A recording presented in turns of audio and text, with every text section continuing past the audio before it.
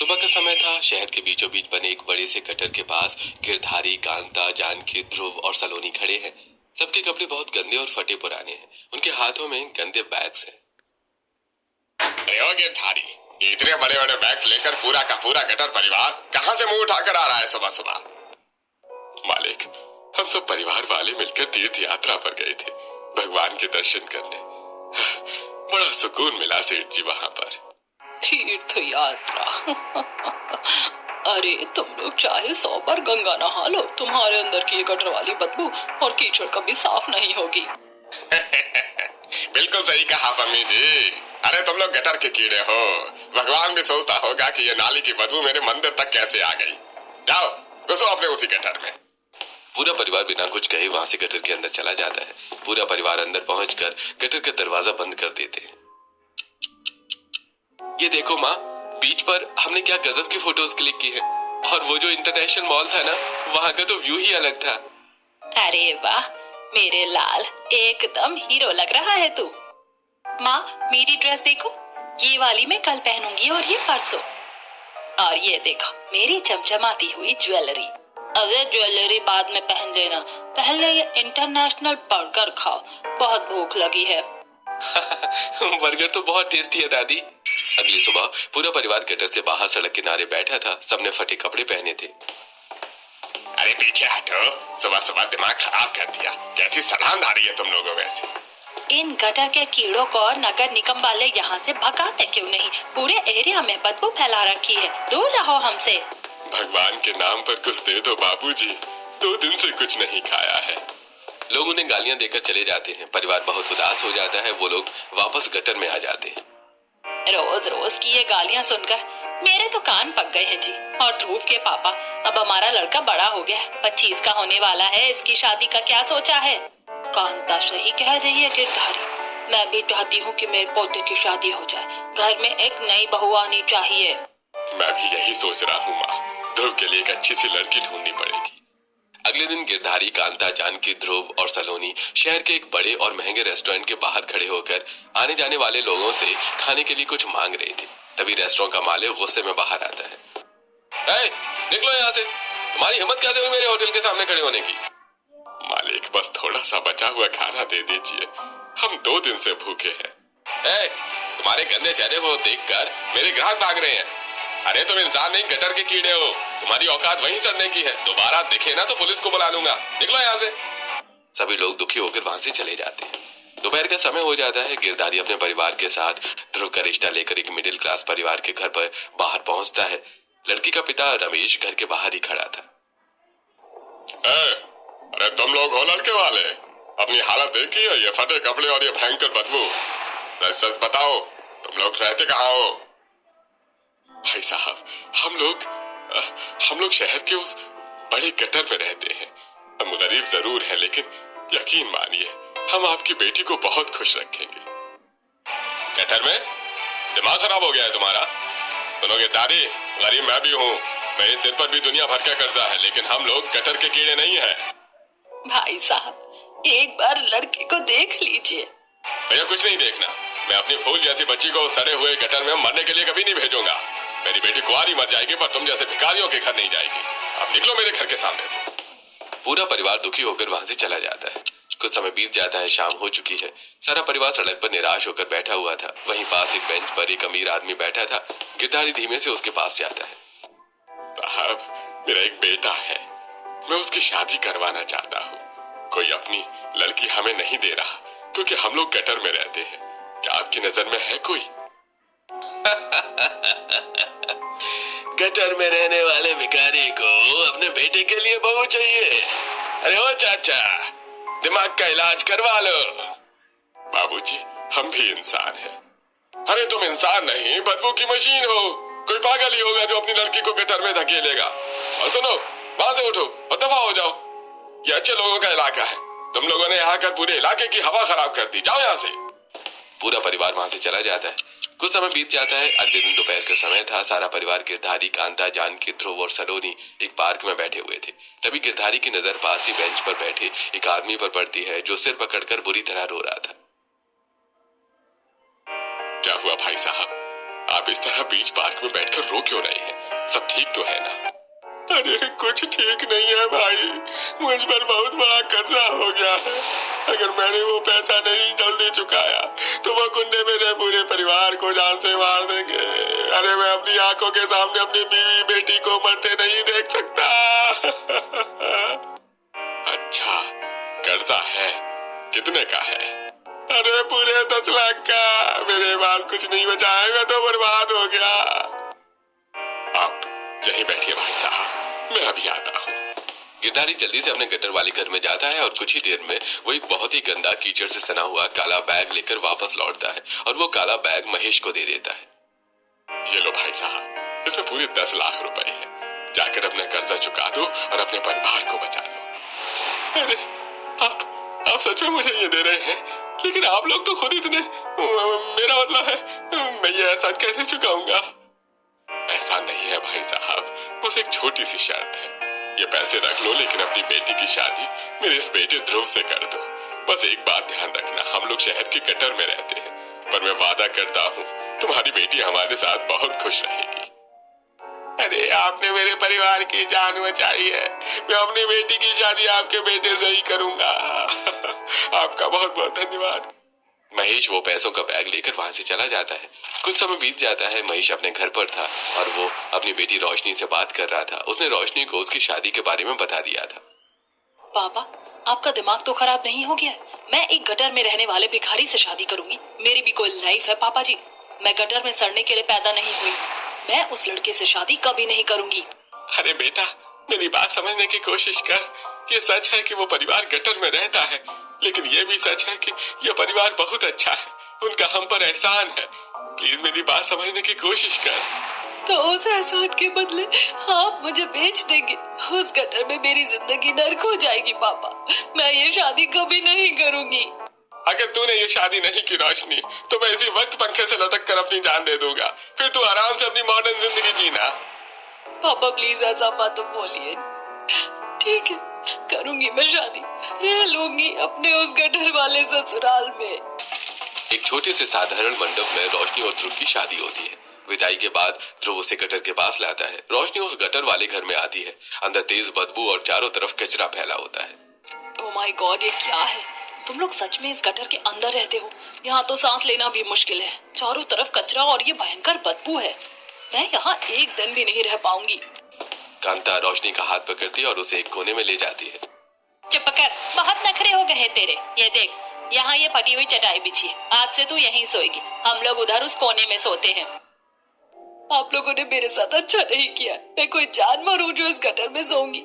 आप लोग ऐसे गंदे तरीके से कैसे रह सकते हैं?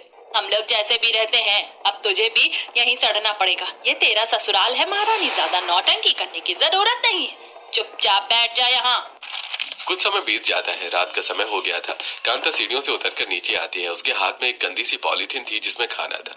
लो सब लोग आ जाओ, ऊपर एक भले आदमी ने ये खाना दिला दिया है, खा लो सब। ये कैसा खाना है? किसमें से गंदी बदबू आ रही है? मैं ये भीग का और झूठा खाना बिल्कुल नहीं खाऊंगी।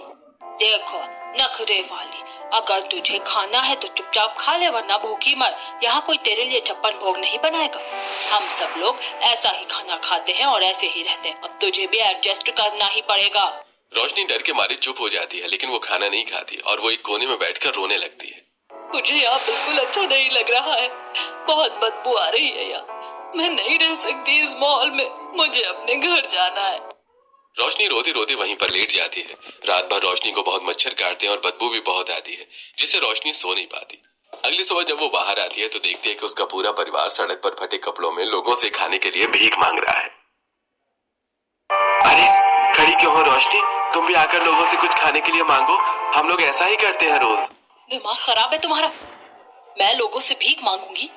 मैं किसी से भीख नहीं मांगूंगी। ये मेरी लाइफस्टाइल नहीं है।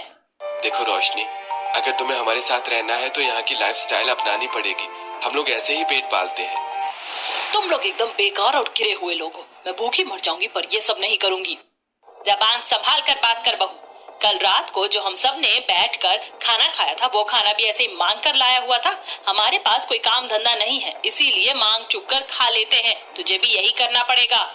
रोशनी और कांता का झगड़ा देखकर वहाँ लोग इकट्ठा हो जाते हैं। अरे वाह गिरधारी, तेरे गटर में कौन नया कीड़ा आ गया? अब क्या ये तुम्हारे साथ बैठकर सड़क पर भीख मांगेगी? शक्ल से तो अच्छे घर की लग रही है, बेचारी के करम ही फूट गए जो इस गटर में आ गिरी। अब इस बदबू में सड़ेगी और जूठन खाकर पेट भरेगी। ऐसा मत बोलिए सेठ जी, गरीब है पर इंसान ही है। अरे इंसान नहीं, नाली के कीड़े हो तुम लोग। जाओ अपना नाटक बंद करो और अपने गटर में जाकर बैठ जाओ। यह सब सुनकर रोशनी दुखी हो जाती है और रोते हुए चली जाती है। कुछ समय बाद दोपहर हो जाती है। गटर के अंदर 4-5 भिखारी जैसे लोग बैठे थे जिनके कपड़े बहुत गंदे थे। ये कांता और गिरधारी के रिश्तेदार थे जो रोशनी की मुंह दिखाई के लिए आए थे। ये ले बहू, तेरे लिए मुंह दिखाई का शगुन लाए, खोल कर देख। ये क्या है? ये सड़े हुए सेब और केले हैं और इसमें से भयंकर बदबू आ रही है। अरे ये वाला देख बहू, इसमें तेरे लिए एकदम नए कपड़े हैं। नए कपड़े? ये तो जगह जगह से फटे हुए हैं और इनमें कीचड़ लगा है। आप लोग कैसे रिश्तेदार हो? आप सब के सब गंदे हो। जबान बंद रख अपनी। हमारे रिश्तेदार भी हमारी तरह ही हैं। जो मिला है चुपचाप रख ले। कुछ और समय बीत जाता है। रात का समय हो जाता है। गटर में अंधेरा था। सभी लोग सो चुके थे। रोशनी जल्दी जल्दी एक थैली में अपने कपड़े रख रही थी। मैं मर जाऊंगी इस बदबू में, मुझे भागना होगा यहाँ से। मैं यहाँ नहीं रह सकती। रोशनी जैसे ही सीढ़ियों की तरफ बढ़ती है तभी ध्रुव जाग जाता है और वो रोशनी को बाहर जाते हुए देख लेता है। कहाँ जा रही हो रोशनी? ध्रुव, मैं नहीं रह सकती तुम्हारे इस गटर में। मुझे घुटन हो रही है। लोग हम पर थूकते, हमारी सरेआम बेइज्जती करते और मुझे ये सब अच्छा नहीं लगता। मुझे पता है रोशनी, हम गरीब हैं, गटर में रहते हैं। लोग हमें गालियां देते हैं, पर हम जानवर नहीं, इंसान हैं। हमारे पास भी दिल है। प्लीज मुझे छोड़कर मत जाओ। तुम गई तो मेरे माँ बाप और दादी टूट जाएंगे। प्लीज रुक जाओ।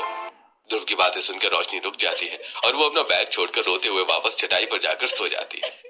हे भगवान, कहाँ फंसा दिया आपने मुझे। अब क्या करूं मैं? कैसे निकलूं यहाँ से बाहर? अगले दिन दोपहर का समय था। बहुत कड़कड़ाती धूप थी। पूरा परिवार सड़क पर लोगों से खाना मांग रहा था।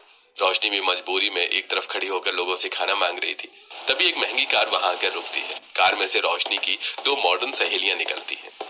ओह माय गॉड रोशनी, तू ये भीख क्यों मांग रही है? तेरा बाप तो बड़ी बड़ी बातें करता था और तेरी शादी किसी भिखारी से कर दी। और तेरा ससुराल कहाँ है? अच्छा, वो बदबूदार गटर। कितनी गंदी बदबू आ रही तुझसे। तू तो बिल्कुल गटर की कीड़ी बन गई है रोशनी। चल यहाँ से यार, वरना हमें भी इन्फेक्शन हो जाएगा। हाँ हाँ, चलो यहाँ से। एक बार फिर से रोशनी को ससुराल वालों की वजह से शर्मिंदगी होती है। दोनों सहेलियां हंसते हुए कार में बैठकर चली जाती हैं। कुछ दिन ऐसे बीत जाते हैं। रात हो जाती है। रोशनी फिर से गटर से बाहर निकलने की कोशिश करती है। तभी कांता जाग जाती है और उसे देख लेती है। तेरी इतनी हिम्मत तो इस घर से भागने की कोशिश कर रही है? हाँ, मैं भाग रही हूँ। ये कोई घर नहीं है, ये एक गंदा बदबूदार गटर है। तुम लोग इंसान नहीं हो, गंदा खाना खाते हो, गंदे तरीके से रहते हो। मुझे नहीं सड़ना तुम्हारे साथ। तुम लोग बहुत बुरे हो। जबान संभाल कर बात कर नखरे वाली। तू इस गटर वाले घर की बहू बनी है और यही गटर वाला घर तेरा ससुराल है, तो अपने घर के बारे में उल्टा सीधा बोलना बंद कर। और दोबारा भागने की कोशिश की तो तेरी टांगे तोड़ दूंगी। रोशनी बहुत दुखी होकर अपनी फटी चटाई पर सो जाती है। अगले दिन शाम को घर वाले बाहर होते हैं और वो गटर में अकेली रहती है। रोशनी झाड़ू लेकर जगह साफ करने लगती है। अगर किस्मत में यही नर्क लिखा है तो कम से कम इसे थोड़ा साफ ही कर लूं, वरना मच्छरों से ही मर जाऊंगी। रोशनी कचरा साफ करते हुए गटर के एकदम आखिरी कोने में पहुंचती है। वहां कुछ पुराने बोरे पड़े थे। रोशनी उन बोरों को हटाती है तो नीचे एक अच्छा खासा लेदर का बैग मिलता है। रोशनी उस बैग को खोलती है तो हैरान रह जाती है। हे भगवान, ये आईफोन इस गटर में क्या कर रहा है? रोशनी उस फोन को निकाल कर देखती है। ये लोग तो 2 वक्त की रोटी के लिए भीख मांगते हैं और फिर इनके पास इतना महंगा आईफोन कहाँ से आया? नहीं, ये लोग चोर तो नहीं? कुछ ना कुछ तो गड़बड़ है जो ये मुझसे छुपा रहे हैं। ऐसी कुछ समय बीत जाता है। शाम का समय था। सारा परिवार खाना मांगने के लिए गया हुआ था। रोशनी गटर में अकेली थी और उसे बहुत बदबू आ रही थी, इसलिए वो गटर की साफ सफाई कर रही थी। कितनी बदबू है यहाँ। ऐसा लगता है जैसे मैं किसी कूड़ेदान में जिंदा दफन हो गई हूँ। रोशनी सफाई करते करते एक पुराने टीन के डिब्बे को खिसकाती है। डिब्बे का ढक्कन ढीला था और वो खुल जाता है। रोशनी की नजर डिब्बे के अंदर जाती है। ये क्या है? रोशनी अपने हाथ से उस डिब्बे के अंदर से एक बहुत ही महंगे ब्रांड का परफ्यूम और एक इंटरनेशनल ब्रांड का शैम्पू निकालती है। ये ब्रांडेड परफ्यूम, शैम्पू और इतने पैसे? ये लोग तो रोटी के लिए भीख मांगते हैं, फिर ये सब कहाँ से आया? उस दिन आईफोन, आज ये सब। ये सच में गरीब हैं या कोई बड़ा खेल खेल रहे हैं? मुझे सब पता करना होगा। ये लोग कुछ तो छुपा रहे हैं। अगले दिन शाम का समय था। सड़क के किनारे गिरधारी, कांता, जानकी, ध्रुव, सलोनी और रोशनी बैठे थे।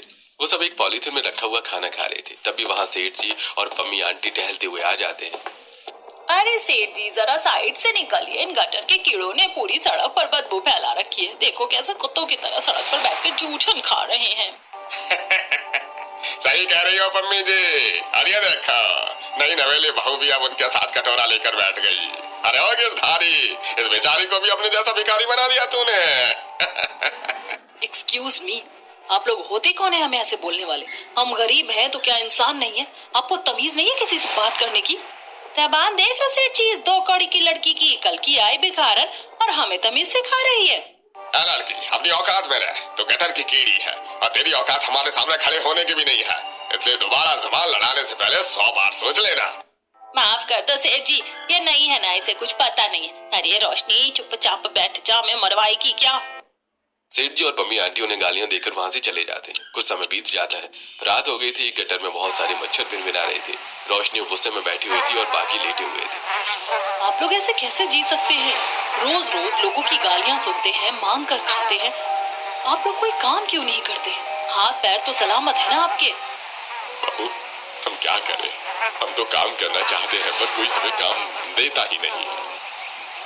रोशनी, लोग हमें गटर का कीड़ा बोलते हैं। किसी दुकान पर जाते हैं तो बदबू का बहाना बनाकर धक्के मारकर निकाल देते हैं। हमारी कोई औकात नहीं है इस शहर में। मुझे कुछ नहीं पता। मैं ऐसे भीख मांगकर और गालियां खाकर अपनी जिंदगी नहीं गुजार सकती, और ना ही आप लोग ऐसे रहेंगे। कल आप सब लोग बाहर जाएंगे और काम ढूंढ कर लाएंगे, चाहे कोई छोटा काम ही क्यों ना मिले। ठीक है बहू, कल हम सब जाएंगे काम मांगने। अब तू सो जा, बहुत रात हो गई है। अगले दिन दोपहर का समय था। घर के सारे लोग काम ढूंढने के लिए बाहर चले गए थे। रोशनी गटर में अकेली थी। रोशनी इस बार गटर की तलाशी लेती है और उसे एक बहुत बड़ा बक्सा मिलता है। रोशनी बक्से को खोलती है और हैरान रह जाती है। हे भगवान, ये डिजाइनर ड्रेस, ये तो हजारों की आती है। एक तरफ ये परिवार गटर में रहता है, सड़े हुए कपड़े पहनता, और दूसरी तरफ इनके पास आईफोन, परफ्यूम, ब्रांडेड शैम्पू और अब ये महंगी ड्रेसेस। कहीं ये लोग चोर तो नहीं है? क्या कोई बड़े ठग है? दिन में गरीब बनकर भीख मांगते हैं और रात में बड़ी बड़ी चोरियां करते हैं। कुछ तो बहुत बड़ा राज है जो ये लोग मुझसे छुपा रहे हैं। मुझे इसके बारे में सब कुछ पता करना ही होगा। तभी ऊपर से घर वालों के आने की आवाज आती है। रोशनी घबरा जाती है और वो जल्दी से बक्से को बंद करके एक तरफ खड़ी हो जाती है। हाय राम, कैसा जमाना आ गया है। आज फिर हमें लोगों ने धक्के मार कर निकाल दिया। हमने कितनी मिन्नतें की बहू, लेकिन कोई हमें काम देने को तैयार नहीं। सबने हमें गालियां देकर भगा दिया। हम तो इस दुनिया में जीने के लायक ही नहीं। कोई बात नहीं माँ जी, आप लोग इतना परेशान मत होइए। दुनिया तो है ही बुरी, पानी पीजिए। अगर आज काम नहीं मिला तो कल फिर से कोशिश कर लेंगे। आप लोग आराम कीजिए, मैं आप सबके लिए बिस्तर लगा देती हूँ। रोशनी का ये प्यारा बर्ताव देखकर गिरधारी, कांता और ध्रुव एक दूसरे को हैरानी से देखने लगते हैं। रोशनी वहाँ से दूसरी तरफ चली जाती है। जी, ये इसे अचानक क्या हो गया? परसों तक तो ये कटर कटर चिल्ला रही थी, भागने की बात कर रही थी। आज अचानक इतनी संस्कारी कैसे बन गई? पता नहीं माँ, मुझे तो इसका ये व्यवहार कुछ ठीक नहीं लग रहा है। अगले दिन की दोपहर का समय था। रोशनी गटर में अकेली बैठी हुई थी। परिवार वाले फिर से सुबह काम ढूंढने के लिए गए हुए थे। ये लोग सुबह से गए, अभी तक नहीं आए। कल तो बहुत जल्दी आ गए थे। चलो आज मैं खुद जाकर देखती हूँ कि ये लोग सच में काम ढूंढ रहे हैं या कहीं चोरी का प्लान बना रहे हैं। रोशनी गटर से बाहर सड़क पर आती है। वो उन सारी जगहों पर देखती है जहाँ वो लोग अक्सर भीख मांगते थे, लेकिन वो वहाँ नहीं थे। रोशनी उन्हें ढूंढते ढूंढते एक मोहल्ले में पहुंच जाती है। तभी रोशनी की नजर एक पुरानी और खंडर हवेली पर पड़ती है। रोशनी को खंडर हवेली के अंदर से कुछ लोगों के जोर जोर से हंसने और मजाक करने की आवाजें आती है। ये आवाज तो सलोनी और ध्रुव की लग रही है, पर ये लोग इस खंडहर में इतनी जोर जोर से क्यों हंस रहे हैं? रोशनी जल्दी से उस खंडहर हवेली में पहुंचती है। अंदर का नजारा देखकर रोशनी हैरान रह जाती है। अंदर गिरधारी, कांता, जानकी, ध्रुव और सलोनी वहां पीछे एक साफ चादर पर बैठे थे और उनके सामने जोमेटो के पैकेट्स खुले पड़े थे। वो सब मजे से शाही पनीर और कोल्ड ड्रिंक का मजा ले रहे थे। अच्छा, तो यहाँ पे ये सब चल रहा है। रोशनी को देखकर सारा परिवार बुरी तरह से घबरा जाता है। सुबह तो आप लोग काम ढूंढने का बोलकर रोते हुए निकले थे और यहाँ बैठकर इतनी महंगी महंगी डिशेस खा रहे हैं। सच सच बताइए, इतने सारे पैसे आपके पास कहाँ से आ रहे हैं? ये सब क्या है? अरे बहू शांत हो जा, हम बताते हैं ना। दरअसल एक बहुत बड़ा आदमी यहाँ से गुजर रहा था। उसने हमें इतनी धूप में भटकते देखा तो उसे तरस आ गया। हाँ रोशनी,